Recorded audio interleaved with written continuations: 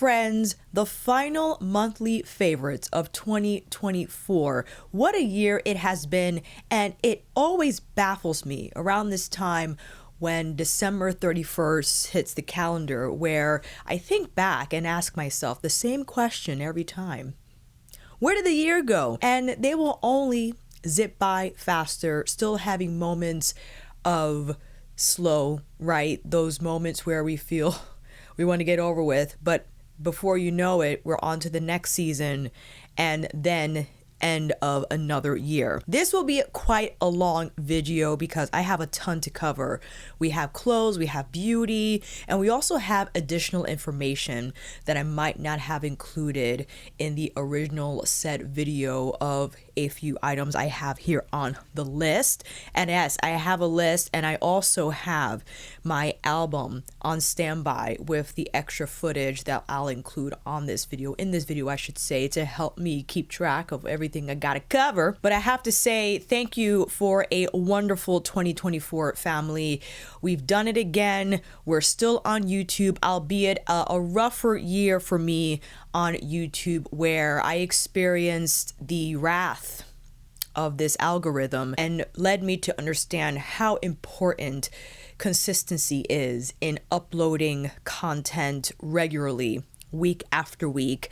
And that also has taught me to improve my time management. But we're still gonna film, we're still gonna edit, and we will still increase this AdSense despite the fact that it plummeted again.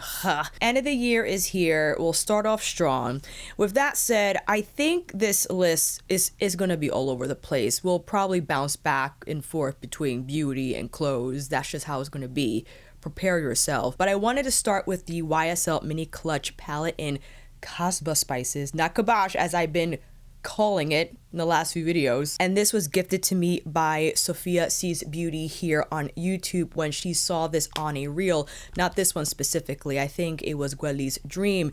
She had said, oh my gosh, I love those too. And I'm like, I am in trouble because I've been seduced. I had asked Sophia which one she had. She told me, and also sent a picture to say that she had extras from PR she received. And I saw Kasbah spices and I'm like, can I request the Kasbah spices quad? She was like, of course. So this was a Christmas gift kindly sent by Sophia. Thank you again, my friend. And easily has become one of my most favorite quads from the Mini Clutch lineup. I had mentioned in my haul video that Kasbah spices kind of reminded me of an edited down Natasha Denona I Need a Warm, which is why I took it off, or took it out the cart, because I had started with like 6 quads and ended up with 3 because it was getting a little crazy. But I'm happy that I have this one because I love the tones of the matte and the quality consistent from what I have used in the quads that I already purchased and have been using. It's sensational.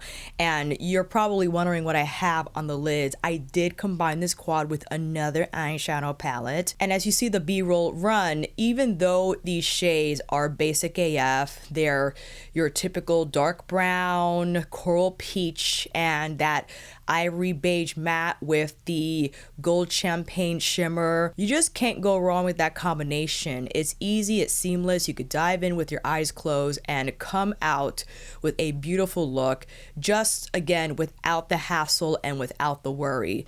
And that's basically the role the quads play for me in my collection.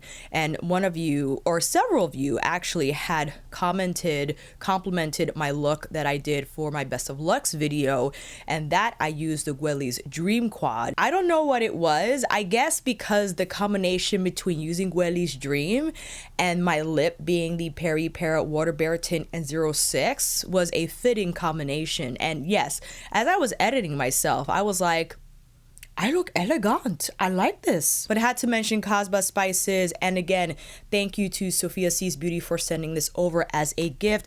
Hopefully that brief demo kind of helped navigate the palette if you haven't dived into it yet, giving you some ideas and such.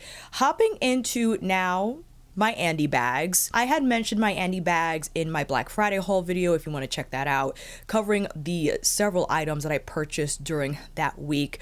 One of them, or 3 of them, being my Andi Bags. And I had to take the time and gush over them during this video because I used them for an entire month. When they arrived in the mail, I put those things to work, okay? Because I wanted an oversized tote with a trolley strap that was easy to fill and that it was sturdy, but also lightweight without things being in it. That was essential for me, as well as having all the pockets inside and the compartments. It has been a godsend because, as I mentioned before, I am terrible with packing. I bring everything in their mom with it, and because of that, I easily can fill a huge bag real fast, real easily. And this weekender just makes it easy to do so.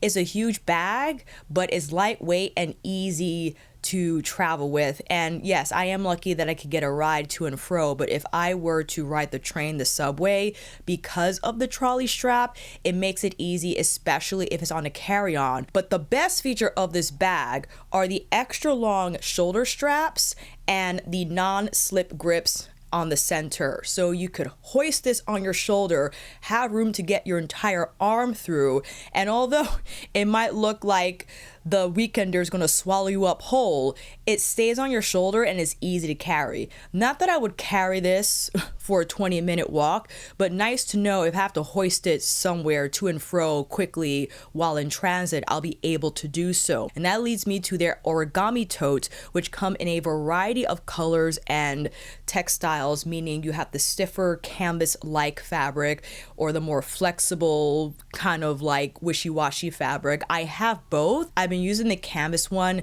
to bring my pantry items to and fro, and how it's constructed makes it a little stiffer where it's easy to pack things and the bag won't topple over. Also, both origami bags have the different sized handles. You have the shorter handles for hand carrying and the longer ones for shoulder hoisting. I love that there's both, and again, I've been using each for different reasons, but I think it is just quintessential to have like that deep rectangle shaped bag or reusable bag. But these are super durable and resilient and can withstand a lot, especially if you use a lot of reusable bags for groceries and such. Grocery reusable bags are not as sturdy and durable as these. Because of how the handles are sewn onto the fabric, you can ensure that if it gets heavy, the bag's not going to break, which is assuring. So I had to, again, give Andi Bags another mention, yes, in my Black Friday haul, but also in the December favorites, because I've been using those bags to death and they have made my life supremely easier. We got Birkenstocks. I think I mentioned that I purchased the black suede Birkenstocks in my November favorites. I can't quite recall. I think I might have thrown them in my autumn winter wardrobe video, which I have B-roll of me just trotting around with my Birks, but I decided to get a pair of the Boston Cheerling line clog in taupe. I don't know what it is about this color, but I just had to have it. And while I was trotting along in my neighborhood and the temperature was starting to lower, I wanted a clog, but a clog that was warmer, and I didn't want to buy Uggs. I didn't. I prefer the design of the Birk. It has just a cozy type of laid back vibe to it, while also giving more of a shoe versus what an Ugg does, which is kind of like a slipper boot. I wanted the clog because I wanted something warmer to walk around with, but didn't necessarily want to wear my Doc Martens. It's just one of those things where if I take my morning walk, I just want to slip on something cozy, but still it be a shoe. Does that make any sense? And it not be a Croc? Although I do know that Crocs have the faux whatever material lined designs, but I wanted the Birks. I thought they were a little more fancy, okay? And I experimented because we've had a variety of temperatures in December. So I had the pleasure of testing these out in 40-degree weather, 30-degree weather, all the way down to the low 20s. And interesting, on a day where I wore my Cheerling line Birks, I think it was hovering low 20s. Maybe, and I was unsure because I'm like, ooh, that's pretty cold, and the clog is open in the back. It's a clog, right? So your heels are exposed despite the fact that I was wearing socks. I wanted to take them out for a spin in the coldest temperature that I could withstand. And although first stepping out of the apartment building, you might think, uh-oh, because once your heels feel the cold, it's like, oh, I made a bad decision. But for me, the whole point of me being outside with these clogs is to take my walk. And once I generate enough body heat, my feet are fine. In fact, they get a little hot during the walk, even in the low 20s. So if you were wondering if these were practical up to a certain temperature point where you didn't think you could wear them in super cold weather, you technically could. I wouldn't stand around waiting for the bus for them, or for an Uber, or just stand around and do nothing. If you want to wear your shearling line Birks in colder weather, you better be walking around with them and not being still. That's my advice. But I love how they look as you saw the footage rolled, especially with my barrel leg types of pants, or even my joggers. I think they look great with all my pants, my pant collection. And I mentioned my Woolrich boots once in my Black Haul Friday video, again in my Best of Luxury video, and what can I say? I'm obsessed with them. They feel a lot better because I had described the size being too small, but they have stretched out to a degree where they are more comfortable. While I understand it will still be better for my foot if they were a size 7, but again, I can't let them go. I just love how they look. They have a streamlined, just ultra sophisticated look to them while being a little streetwear at the same time. And my Rains jacket, which I didn't put in my Black Friday haul video because technically this wasn't a Black Friday purchase, even though I did buy this jacket in November. Because I work at Equinox, I teach a class there, I am eligible for an Equinox shop discount, and yay, Equinox shop carries the Rains brand. When I saw this little jacket, I said, ooh, let me try it on. Because what I adore about this construction is that it has the waterproof nylon, which is primarily what I was seeking out. But in between the nylon fabric, you have a layer of fleece.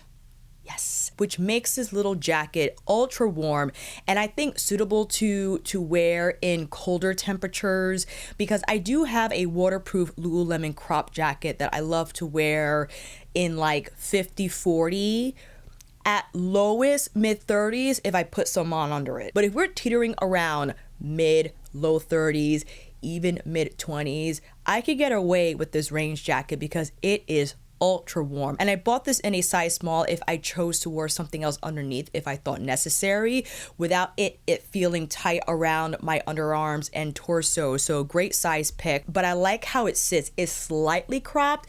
I would say moderately cropped. And I understand it might seem like I'm wearing like a garbage bag jacket, but I like the lightweight nature of it. It has nice movement. It feels light when I wear it, but it's warm at the same time. And I think great if you were traveling, but you needed another jacket on standby because you were unsure of those climate conditions for whatever place you're about to visit. You could roll it up real tight and it'll squish together and make it easy to pack away if you wanted to bring along for the ride. And then my little Rains bucket hat. I mentioned my Best of Lifestyle video that will be up after this one, that I've been wearing the heck out of hats in 2024. And this waterproof bucket hat is no exception. It's nice to wear a hat that I could always wear a cap when it's drizzly outside, or pull up the hood. But I like the bucket hat.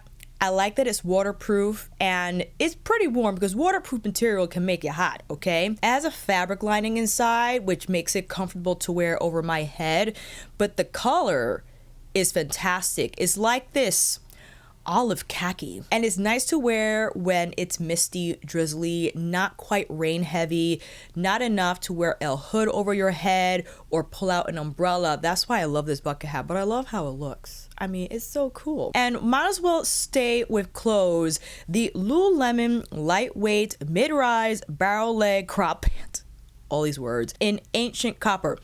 When I tried these on for the first time, and I bought these during Black Friday, I was unsure. Initially, I was unsure because I love the Lululemon Utility Tech cargo pant, which I have plenty of pairs of. This pant, because the fabric was lighter, initially I didn't like how it fell over my legs and where it ended. Lengthwise is good, right? It ends right, you know, low ankle. But as I wore them more, I realized how insanely comfortable the fabric is. It's lightweight, it's flexible.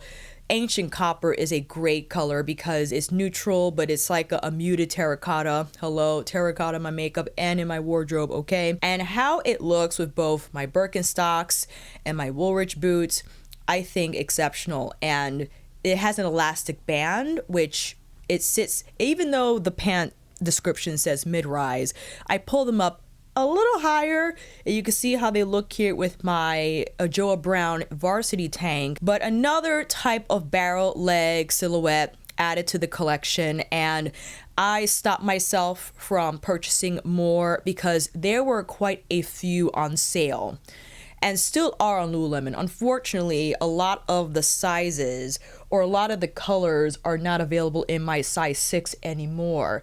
They still have black, and they still have like what looks to be an ivory. I was looking at the taupe-tastic, but I didn't know how that would translate. I mean, you can't go wrong with taupe, but I do like the Ancient Copper a lot. So wanted to share, it was one of those things where they grew on me. They grew on me. At first, I was not sure. I was going to exchange them for something else because it was a final sale, but being a part of the Sweat Collective, you are at least eligible for an exchange if you wanted to return something. I decided to keep them. They're fluid and versatile where you can dress them up or down. And when I attended a conference, I wore these and they easily fit themselves into the more corporate vibe I was trying to establish, especially if you pair it with a fitting top, you're good to go. And quickly had to show my ASRV sweatpants. These were the collab sweatpants with Equinox that I think I showed in my autumn winter wardrobe video, but I had to get these in the heather gray. I don't know what it is about these sweatpants, but I think I successfully identified why I'm in love with them, because there are a lot of type of these sweatpants on the market. The slouchy, baggy, right, construction that is appealing to many. What's special about the fabric is that the cotton or the terry, whatever they call it, is a little on the heavier side, but it's still soft. So the way the fabric hangs and how it drapes towards the ankle with the elastic cinch,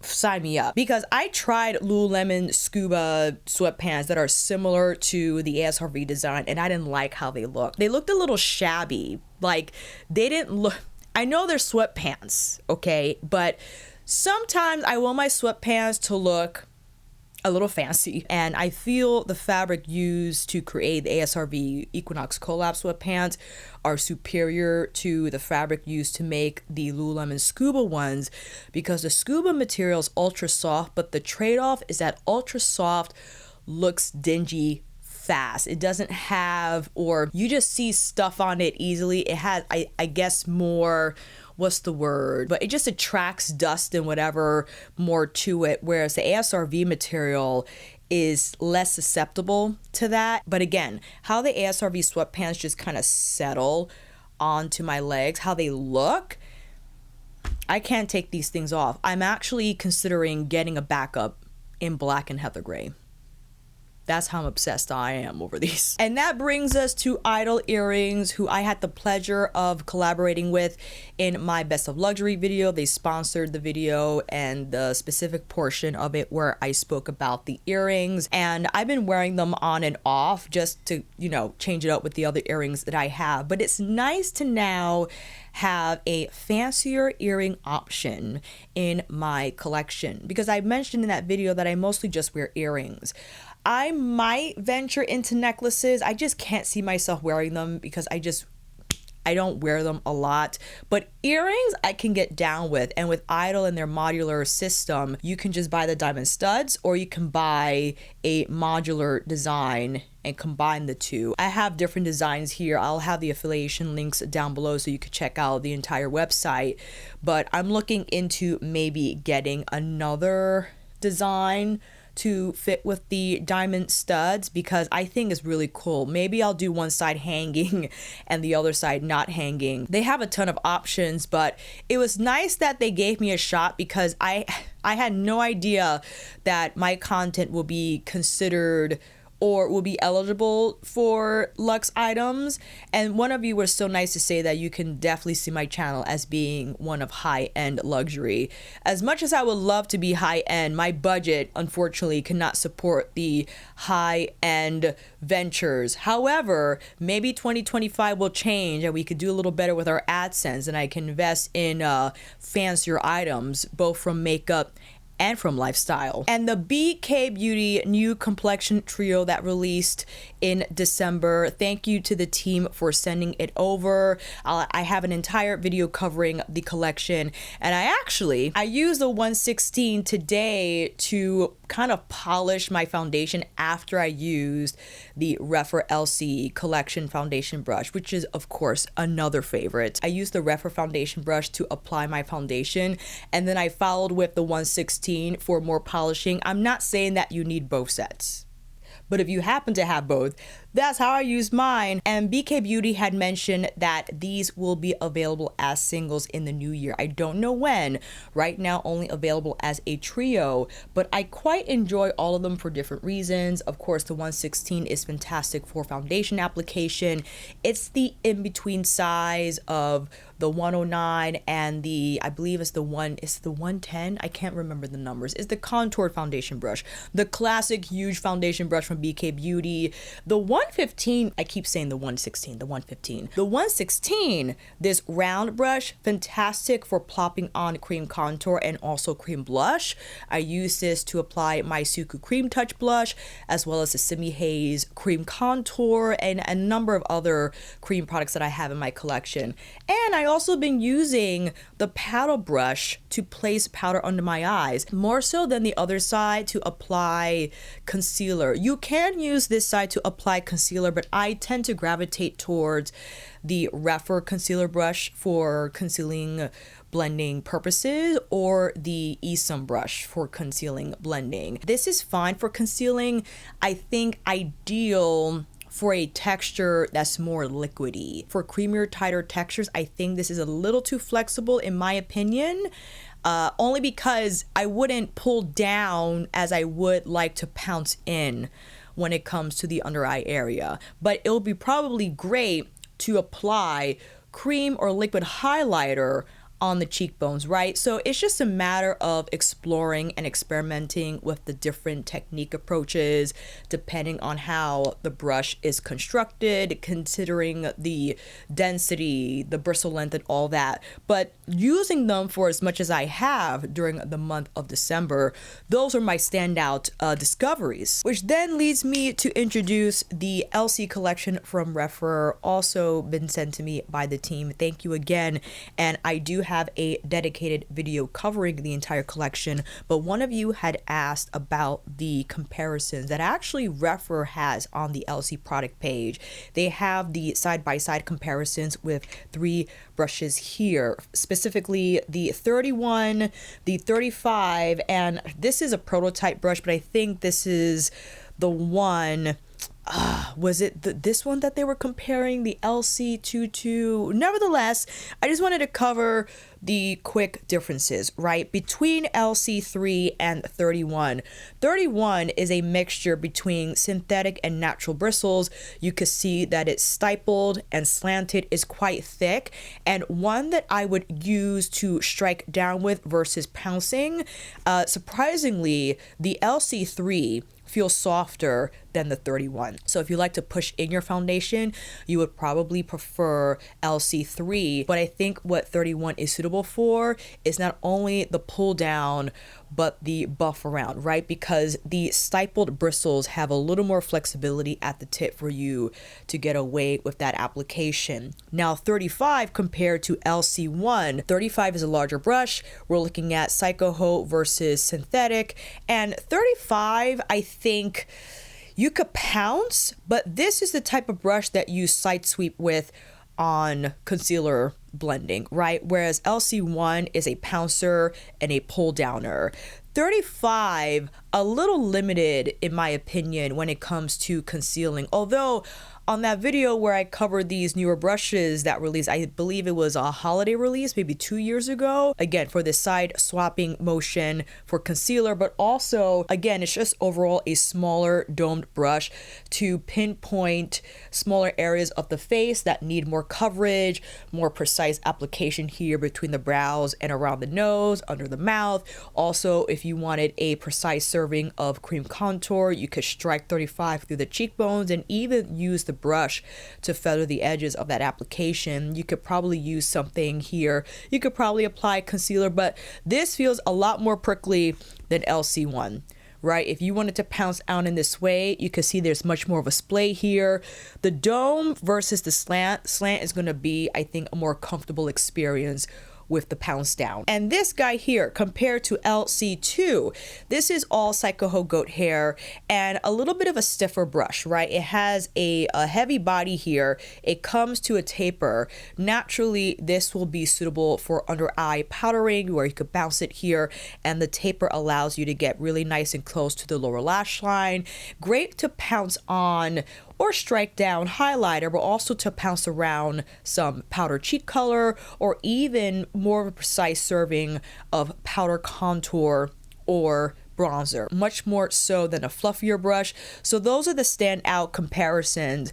I think the LC collection overall more suitable for liquids and creams. And in that video, I had mentioned that there's still a little bit of prickliness, like a touch, but these are far softer, I think, than when Rephr started their venture into synthetic brushes, because they wanted to use the newer technology synthetic fibers that have been developing for a bit, and these feel quite plush. And what I use today to apply my LYS and Danessa Serum Skin cocktail, and there's just some it's like an indescribable satisfaction to do this. I can't even tell you why. And of course, to have the smaller one for more precise application here through the hollows of the cheeks, you know, it really all depends on your style of makeup, what type of makeup that you have. But I just wanted to take the time and outline those differences because I failed to realize that Rephr had made comparisons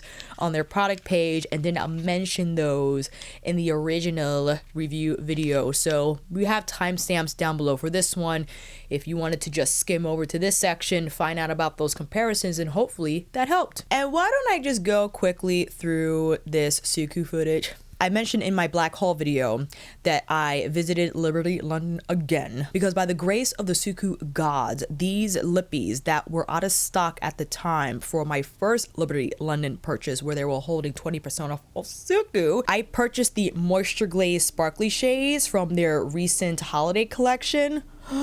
They were nice enough to send me a few selects, right? But in total, they had 3 new Moisture Glaze shades and I requested 106, the plum with the sparklies. What a lovely shade. But my goodness, when I saw the press release and the other 2, I knew I had to have them, and I'm happy that I waited. We have 104, which is this beautiful beige with teal flecks, and then 106, 105, let me see here, 105, the terracotta.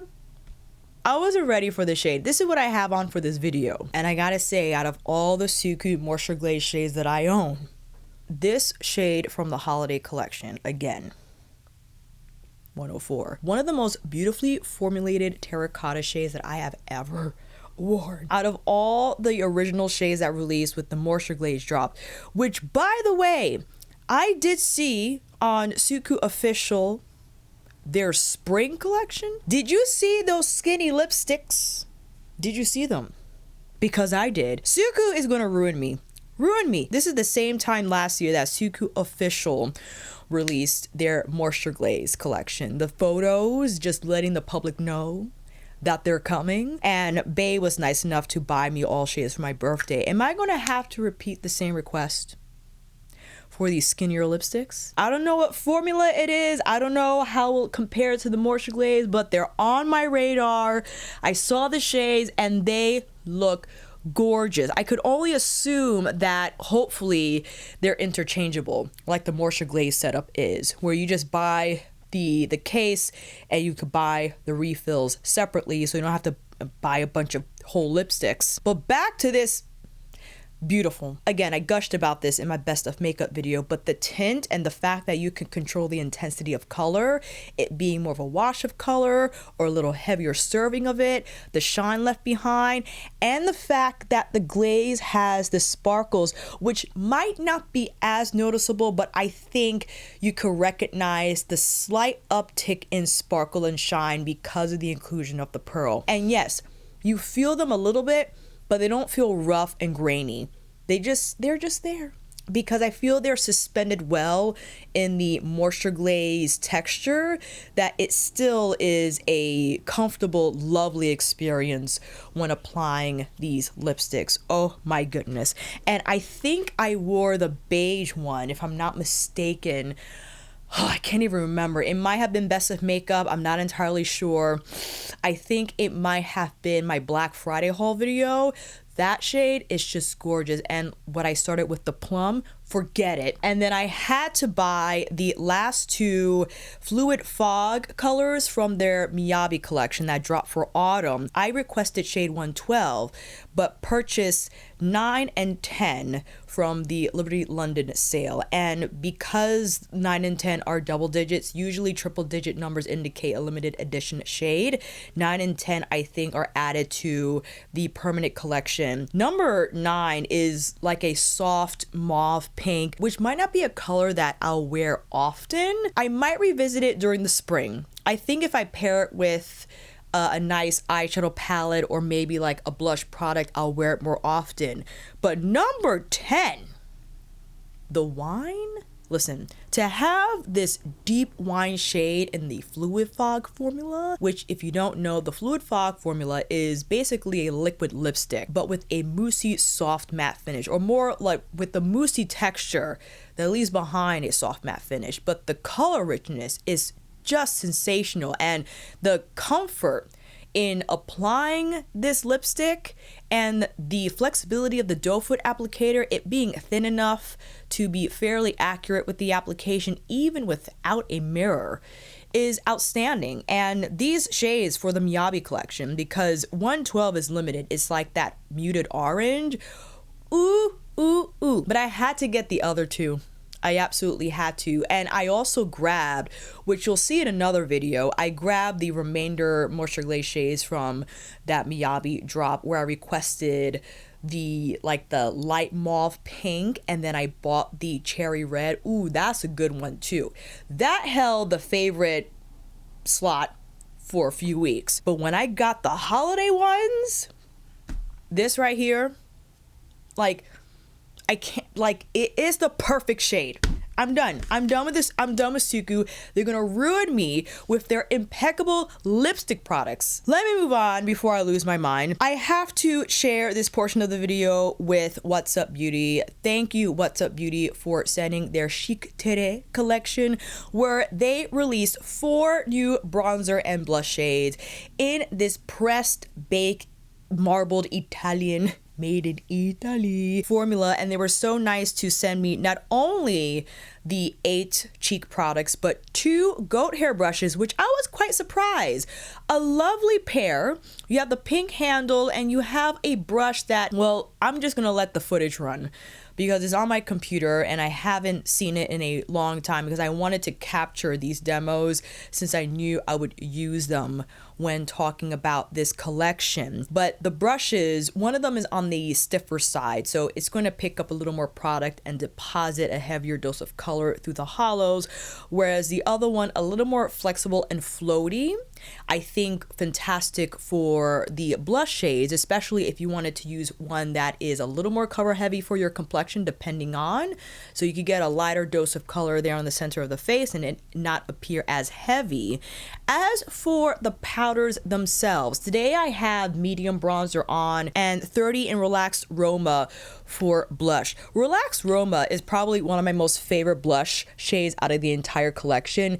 It's a barely there warm coral pink that gives enough color to the center of the face where you could be more liberal with the application. However, number 4, Gentle Genova, packs a little more punch. This is more of like a pink terracotta, which is lovely, and I can just toss some on here. But I wanted to thank What's Up Beauty for sending PR, and I have been using the bronzers and blushes on and off. Quite enjoy the color range, and the fact that they're marble, pressed, and bake. I thought the pressed and bake was an interesting concept because upon first glance you just think it pressed because it does look like a pressed powder, but I think the baking was necessary to create the marble compact where you have not only the blush shades but other shades in there that influence the final look, and also I think influence the texture of the powder. There's a little bit of a sheen for the blush shades. It's not glittery or metallic, but it's not flat either. I think it yields a nice blend. Maybe the little bit of pearl in there allows the powder to finesse better when applied on the skin so it doesn't appear dry, and also gives a little more nuance to the color. That's just my assumption. I'm sure you will find more in-depth product details on the What's Up Beauty page. But thank you, What's Up Beauty, for sending. And I have to now move on. Well, hold on. I'm marking off as we go. And I wanted to end this video with my visit to Yoseka Stationary store in Greenpoint, Brooklyn, here in NYC. What a fun experience. Okay, so this all stemmed from the fact that I decided to buy another Hobonichi cousin for 2025, and I couldn't find it anywhere. I was getting nervous, but I decided to give Yoseka Stationary store a visit, but unfortunately I did not read their hours of operation and was there too early, and I had to go back home. But it's fine because I went the next day, and they were nice enough to order me one from their warehouse, but I still wanted to visit the store in person. And how fun was it to finally be surrounded by all these stationery goods that I just admire from afar on the internet, and to actually feel the pens and see the washi tape in person, see the Hobonichi journals in all sorts of sizes and whatever in person, the Jibun Tetros in person. It was fantastic. And I didn't want to take any photos or videos because it was quite crowded that day. It was on a Saturday, and I didn't want to make anyone feel uncomfortable. But just so you can visualize, there was a long table in the center of the store with notebooks and with the different pens and pencils that they sell. So if you are a writing connoisseur, stationery of sorts, you have a ball just testing out all the different writing instruments available for you to try. And I finally bought my first fountain pen. This is a Lamy Safari. I also purchased a Kaweco because I wanted to try something smaller.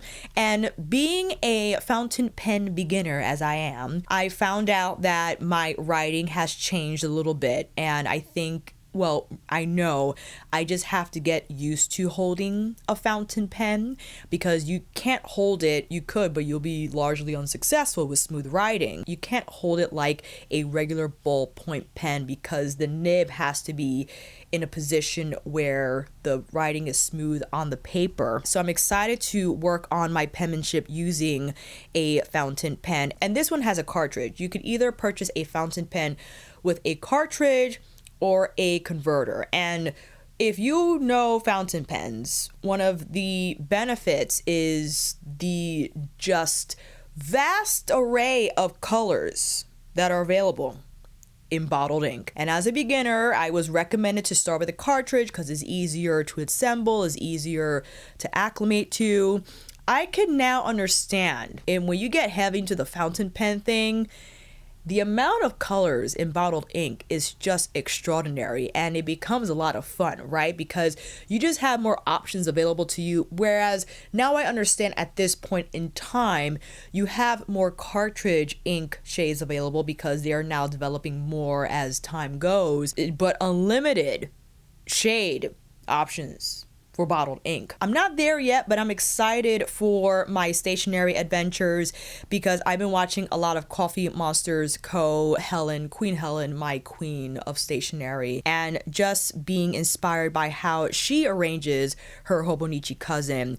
I was looking at her retail store and I haven't made or pulled the trigger yet, but I had a lot of stickers in my basket because I want to repurpose my old Hobonichi Week journals that I have not used. I want to use those for content keeping track of content and all that stuff. And I want to capitalize on my Hobonichi cousin because there were some features in here that I did not fully take advantage of, like the index at the front. Because with Hobonichi, you have the index on the front, the weekly pages, the monthly pages, or the monthly pages, the weekly pages, and then the daily pages. But I was a little myopic with how I wrote my entries and just kind of wrote straight entries for daily. But the Hobonichi, the way it is, you can structure it and organize it in any which way. So I want to be a little more creative with the Tombow pens that I have and my Sakura pens, and now my fountain pens. Just be a little more creative with how I lay out my daily pages. And for the weeklies, funny, I use my weekly section, which looks like this. It has the entire week laid out. You have the day at the top, and you could use however you want with the bottom, but you could section this out however you like, which is why I was considering maybe trying Jibun Techo for 2025, but I was like, no, you got to stick with Hobonichi Cousin because it is goated and I've quite enjoyed it for the year. But again, I want to take advantage of its format, which I think I did not entirely for 2024. And the way I use my weekly pages is more for recall. I understand this is a planner and the whole point is to lay out plans in advance. But what I like to do is at the day's end is recall what happened that day so I could work on my memory skills, but I could still kind of jot out what I know for sure I need to get done on the following day or the following day and just fill out the rest as the day goes, because I found that some best laid plans often go astray, and when that happens I just kind of go with the flow. So that's why I don't fully commit to planning out my days morning through evening, because especially for the last few weeks, there's a lot of this, right? So I just had to maneuver myself when necessary, and what I actually had to do on paper as well, which is why I used pencil so I could erase and put back down whatever needed changing. But again, I'll use my weekly for recall, but also wanted to kind of section it out and have the bottom here that's usually left empty, right? It could be just wrap up thoughts for that day specifically, or I could write out and highlight items that I want to include in my upcoming monthly favorite, things like that I feel I didn't do in 2024, but now I'm a little more dialed in, and I want to get the Coffee Monster Co stickers because I think that would help. I know I don't need them, but I love Helen so much. I love her little illustrations, and I think it'll just be a lot of fun. So I'll keep you updated with my stationery adventures, and I'm going to keep my Luffy One Piece cover, although I do need to order the plastic protector and wash this poor baby because I did not anticipate how dirty it will become, which is silly. Of course it's going to get dirty. So I got to wash this. I'm going to wipe it. I'm not going to wash it so that it will preserve itself and get the plastic cover so it doesn't get dirty for this year. But happy to start a new Hobonichi. I know I am way late for planning setup season. Planning setup season started back in September. And because I couldn't decide whether I wanted to go A6 or A5, I stalled for far too long. But here we are now with the Hobonichi Cousin. I would like to still set it up. I'll just set it up as I go. It's fine, even though I'm filming this on 12/31. I'm not too worried about it. It'll work itself out. But with that said, family, that concludes our monthly faves, and that also wraps the final video of 2024. Like I had said in the beginning, I am looking forward towards 2025, and the challenge I would like to take on is putting myself out there more. I tend to hold back because I get into imposter syndrome. I don't share a lot about my online coaching, but I am still, because I would like that to become my main line of work. And unfortunately, that has been dwindling because, again, I'm not on the internet like that. And I don't like to tell lies. And when it comes to lifestyle changing and just creating new habits for yourself, the truth is that it takes a long time. It is not glamorous, and that's just hard to sell. With that said, I think I'll include maybe more online coaching content here on YouTube alongside my beauty content, and see if that will generate potential clients that maybe you guys never knew I had online coaching, because I rarely talk about it. I might put my own ads in my videos, again, just to share that I do have the online coaching service, and also would like to improve upon the content that I have for my clients. So I do have a lot of ideas on deck for myself. It's just that I just gotta do it, right? I have to put it into practice. And I have to stop making excuses for myself, holding myself back, because I tell this to my clients, you can't wait for the perfect moment. There's no such thing. You just gotta press play and go and see what happens. If you trip, if you fall, there is still pavement in front of you to walk on, and that's what I have to do for myself, to keep pressing on, to keep moving forward, and we'll take it from there. Again, family, thank you for sticking with me yet for another year. Looking forward to spend another one with you. I will see you down in those comments, and with that said, take care.